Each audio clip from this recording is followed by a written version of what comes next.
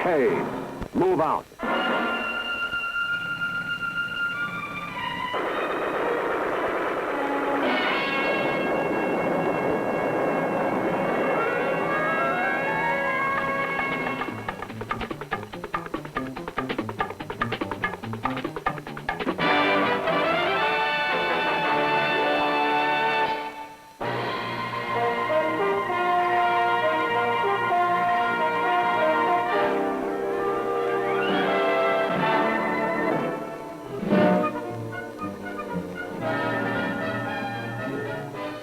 The war in Vietnam has many faces. It isn't just a simple matter of locating and destroying an enemy who hides in the jungles of this Asian nation. There are human needs to be met if the people of this land are to fulfill their destiny as a free society, and the ultimate real victory is to be won.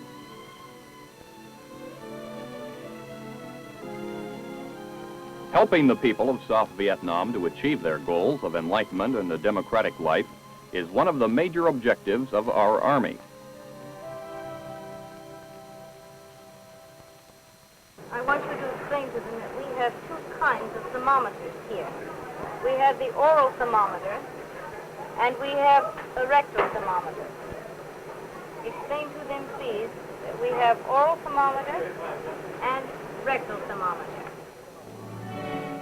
Our nation-building programs are causing more and more Vietnamese to turn their backs on the communist-controlled Viet Cong. The enemy devotes increasing effort to prevent our programs from succeeding.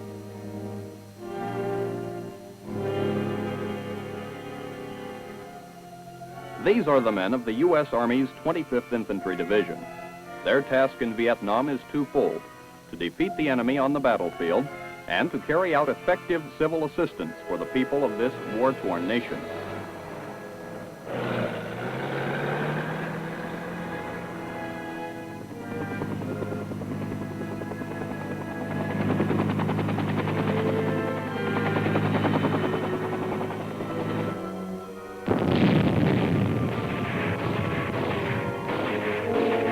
From day to day, the men of the 25th, the Tropic Lightning Division, must live up to their honored motto and be ready to strike.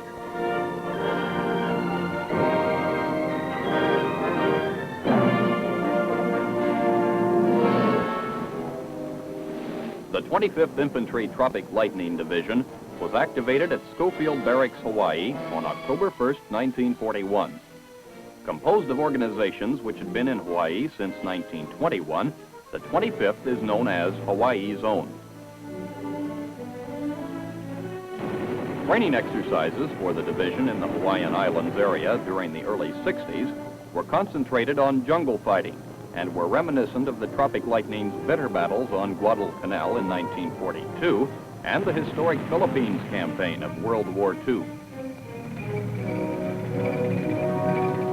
By 1965, the division was slated for service in Vietnam. Training was intensified for these veterans of the Korean conflict. In December, deployment of the 25th Infantry Division to Southeast Asia began. First to leave Hawaii were the men of the 2nd Brigade, responding to the request of the U.S. Military Assistance Command in Vietnam.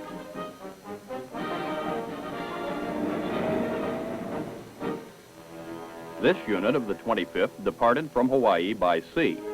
Once again, the Army's ready force in the Pacific was being called into action.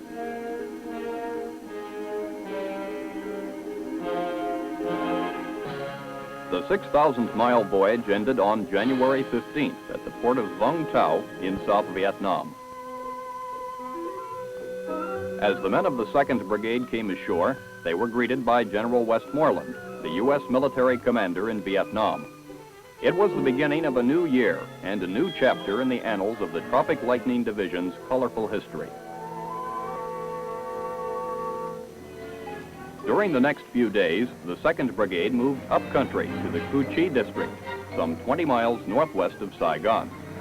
Day and night, more than 600 vehicles rolled through the little village of Cu Chi as the convoys headed for the division's campsite on the outskirts.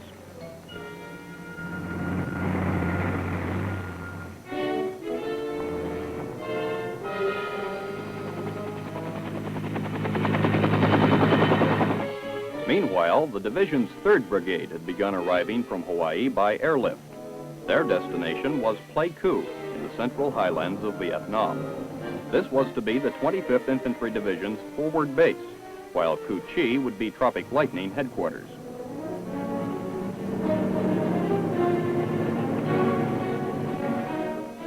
Called Operation Blue Light, the airlift of the 4,000-man 3rd Brigade by the U.S. Air Force was completed in record time.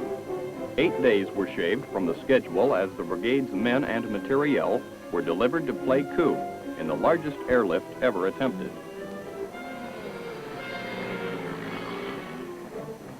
A few days later, on the 19th of January, 1966, division support elements came ashore at Saigon Harbor and moved up to Cu Chi. 2/3 of the Tropic Lightning Division was at home in Vietnam.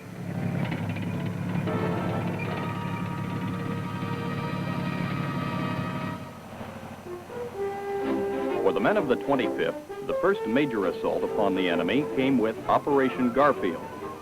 From Plei Ku, units of the 3rd Brigade were flown southward to Darlac Province and the Viet Cong infested area around Ban Me Thout. It was the beginning of a month-long sweep of the province.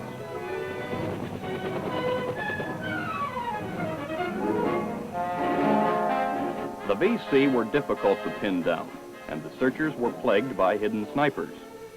As the Tropic Lightning troopers pressed forward, the Viet Cong withdrew deeper into the jungle.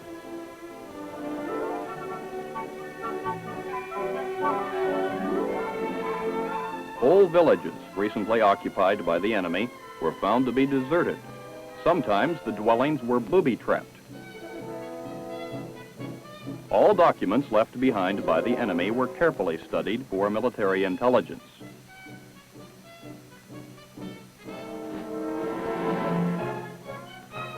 Any place where the Viet Cong may have hidden weapons or valuable papers was thoroughly searched. Even the contents of these bags were examined. Time and again during Operation Garfield, the men of the 25th had to re-evaluate their search patterns and objectives. Actual contact with the enemy was confined to small unit actions. However limited, these sudden shootouts in the jungle took their toll of battle casualties. Some of the enemy were taken alive, but many more were killed. Intelligence gathered from the prisoners guided the troopers from Hawaii as their search continued. Many caches of Viet Cong rice were located thanks to information given by the prisoners. The food was later distributed to needy Vietnamese people. Great quantities of enemy medical supplies and surgical equipment were also captured, and the operation concluded as the VC fled. The men of the 3rd Brigade took these enemy supplies with them and returned to Plei Ku.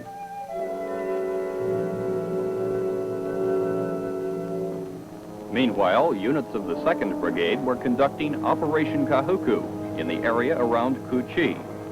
Supported by armor, these elements of the 25th ran into heavy resistance as they approached the Michelin Rubber Plantation. Enemy mortar fire rained down upon the advancing armored personnel carriers. Some of the machines were rendered inoperable as a result of the enemy fire, but this did not deter the Tropic Lightning troopers from continuing their advance.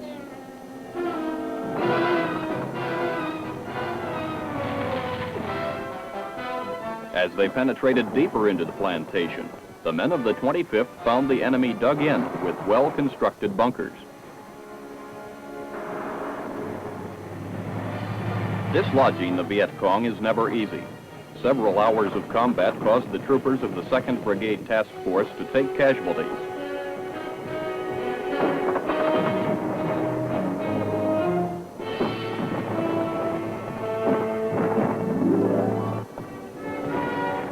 But, in the end, the VC were overcome by superior firepower. And the underground fortifications were overrun by the Americans. Many of the Viet Cong were slain. The remainder fled from the battlefield. This day, the reign of terror for the local people had come to an end, the enemy would not return. On April 29, 1966, almost 3.5 months after the arrival of the rest of the division in Vietnam, the 1st Brigade landed at Vung Tau. The deployment of the Tropic Lightning Division from Hawaii to Vietnam was complete. Within a matter of hours, elements of the 1st Brigade were airlifted to Cu Chi to join the 2nd Brigade.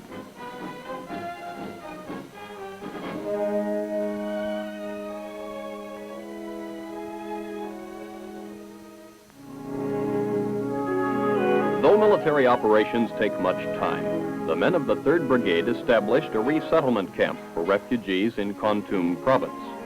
Here, the weary victims of the conflict find peace, security, and a degree of hope for a better life in the days ahead.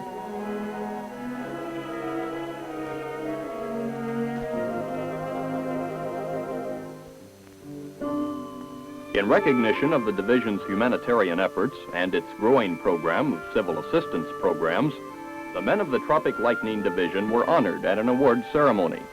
Brigadier General Glenn D. Walker, then the Assistant Division Commander, and other high-ranking staff officers accepted the award for the 25th.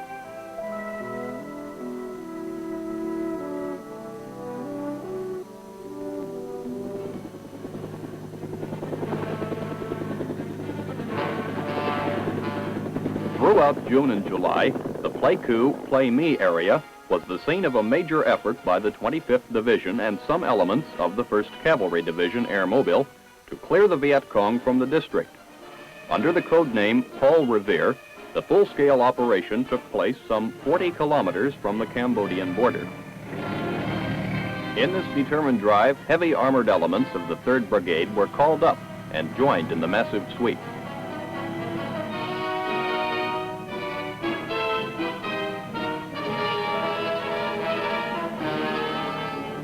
Everything in the book was to be thrown at the VC on this one. The activity grew at a feverish pace, and the task force began to move.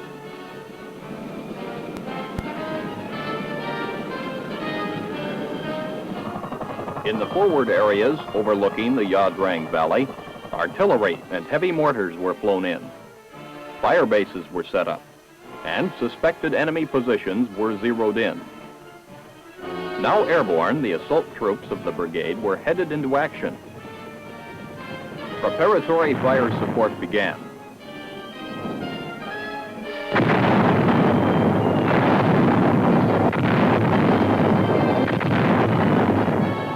Despite the heavy shelling, the dispersing Viet Cong and North Vietnamese Army units managed to shoot down one of the American helicopters. However, the U.S. troops continued to join the battle.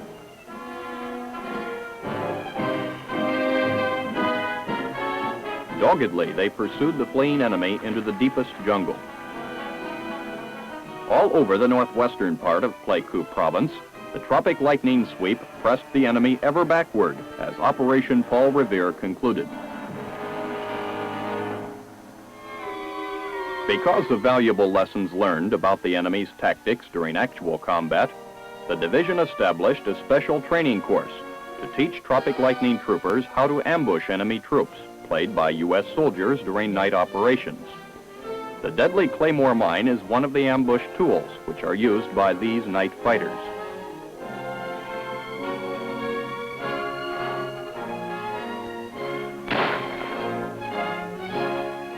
Though the 25th Infantry Division is well trained on the subject of guerrilla warfare, Major General Fred C. Wayland, who was then the commanding general, felt the men would benefit from special instruction on ways to trap the enemy.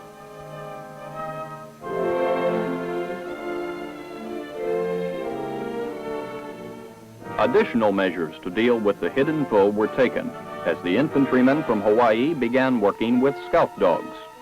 Continuous obedience training conditions the animals and assures their instant response to the handler's commands. In the field, the big 125-pound animals are trained to sniff out hidden enemy personnel in the thick undergrowth. When VC are located, the scout dogs indicate their find without making a sound. The enemy never knows his presence has been discovered until the dog and troopers are upon him.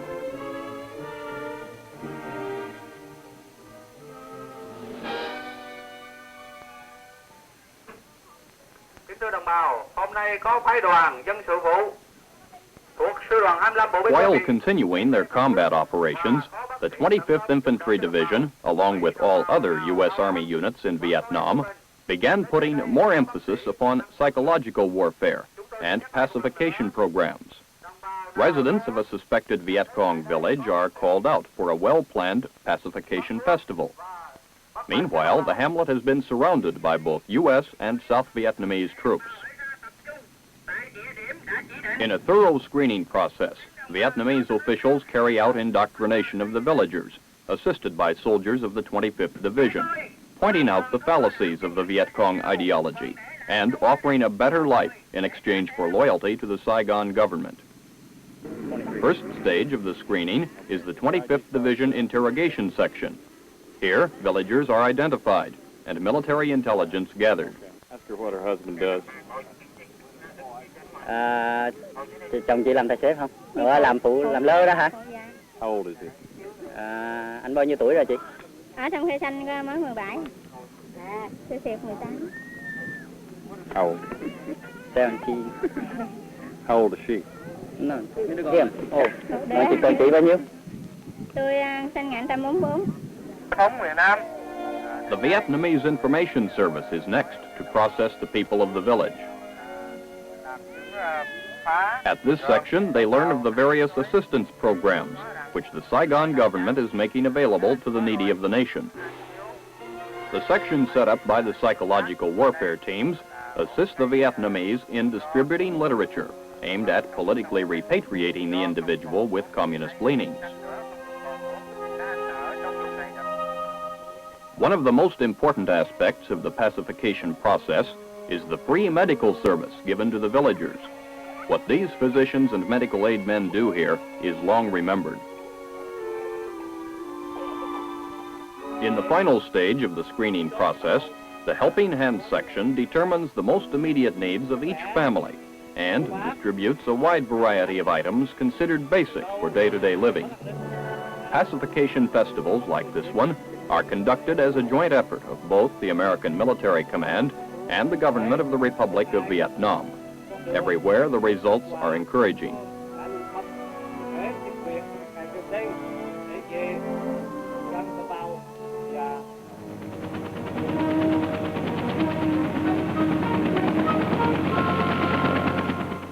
As the months roll by, the Tropic Lightning Division syops teams have stepped up their distribution of Chiu Hoi leaflets, pamphlets calling upon the members of the National Liberation Front, the Viet Cong, to drop their communist-inspired activities and realign themselves with the Saigon government.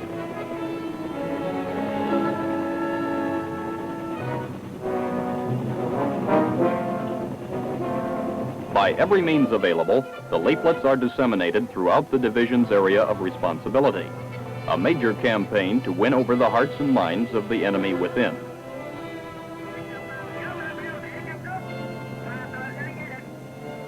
Promising safe conduct and a life of freedom for those who respond and lay down their arms, the Chiu Hoi leaflets are read by thousands.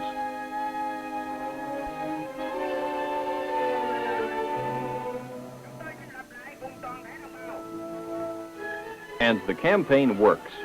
Previous hardcore Viet Cong are defecting to the Americans by the hundreds. In their eagerness to start the new life, the defectors offer wholehearted cooperation.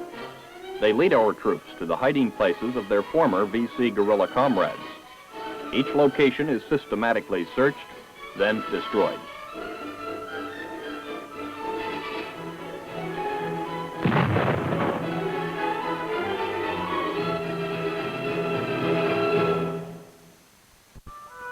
In the struggle to win over the dissident elements, one of the most valued aspects of the Civic Action Program is the medical assistance work being carried out by MedCap teams.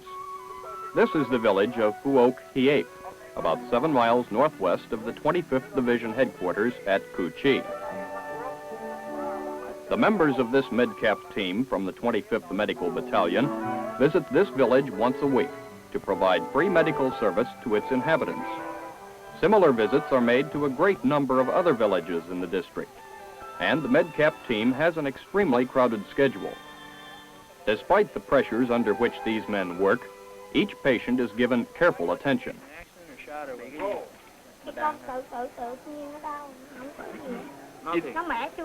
Well, he's got a bad fracture here. He must maybe the bone in there, you know. He wasn't shot or in an accident? No. Well, hell, he's had a fracture here. Nói bị cái gì chứ tự nhiên sao bị He says no? How long has he had drainage like this? bị bao nhiêu lâu? Mũ. And I think what he's got is an osteomyelitis with fistula and chronic drainage. And what we'll do is ask him to come back next week with his parents, and we'll try and make arrangements for either go to Saigon to the hospital or up to the 12th Viet Hospital and get x-rays and see if it can be debrided, or maybe just put him on long-term antibiotics. Do you think he understands? Would you ask him, do you think he understands to come back?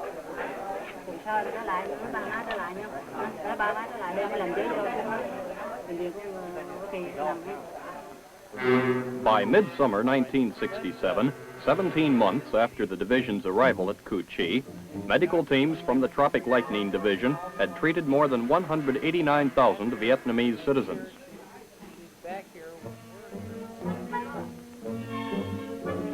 The overall civic action program being carried out by the 25th Division takes many forms. Here at the village of Dong Ying, some 50 miles northeast of Saigon, a number of self-help projects have been launched under supervision of the 3rd Brigade S5 section. Captain Vinton Laux is the officer in charge. Ya Drang is in a position here next to the Saigon River.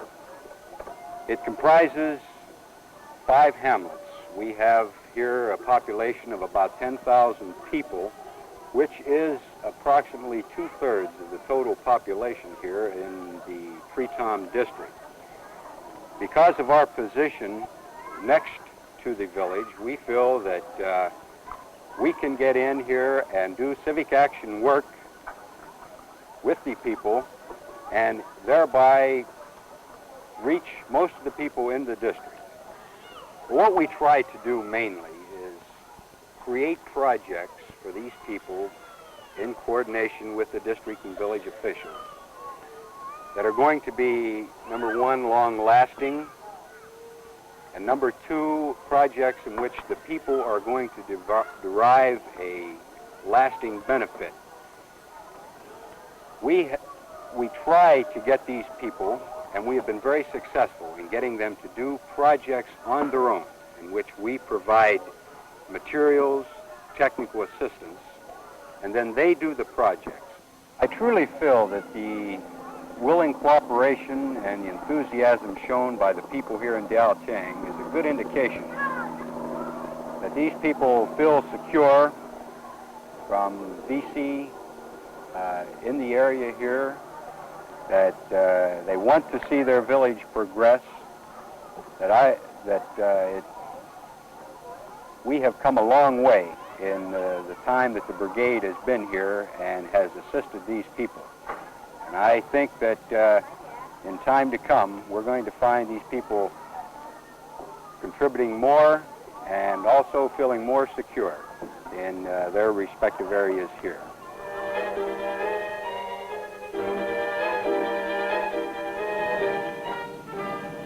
In the final analysis, the United States Army 25th Infantry Division is a combat outfit. In this shooting war, their first job is to hunt down the enemy forces and to eliminate them as efficiently as possible. This is not easily done in the guerrilla warfare of Vietnam's jungles, swamps, and rice paddies. A typical example is Operation Barking Sands, named after a famous beach in the Hawaiian Islands. Elements of the 1st Brigade are being sent out to clear an area in the battle zone, suspected of harboring the Viet Cong 2nd Dong Ying Battalion, a hardcore guerrilla unit supported by the Hanoi government.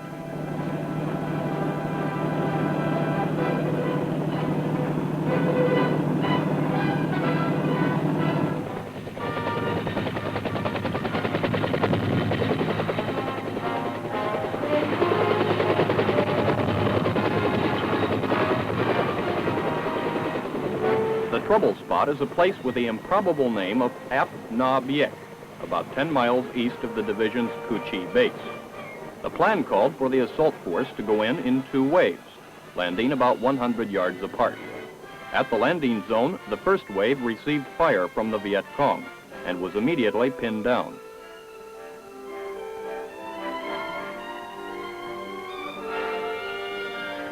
The second wave came in, and it too was taken under fire. Trying to link up with the first wave, the men of Alpha Company received fire from the wood line to the back, front, and one side.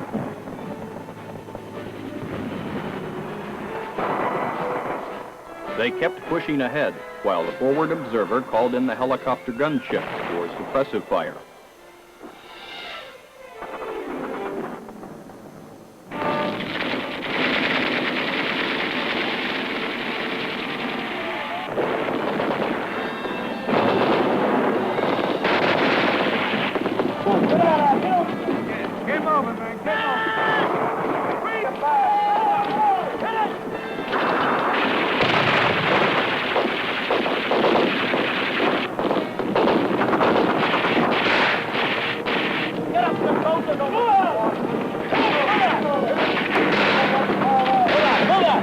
It took the men of Alpha Company nearly 2 hours to link up with the men of the first wave, only 100 yards away.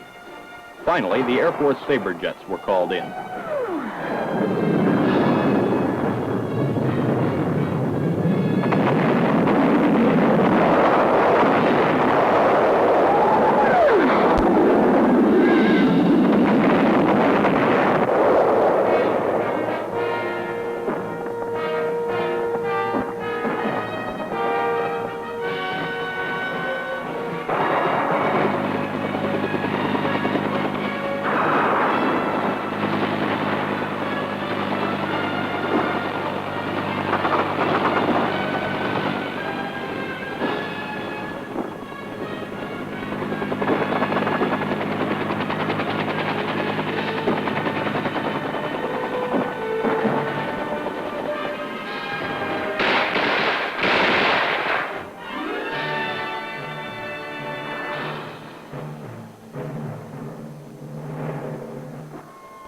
Operation Barking Sands.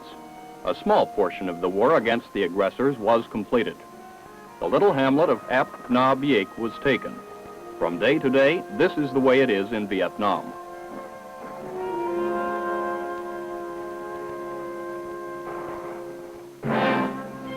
As the conflict continues, the 25th Infantry Division of the United States Army fulfills its daily missions of compassion and nation building on the one hand, and the stern duty of ground combat on the other.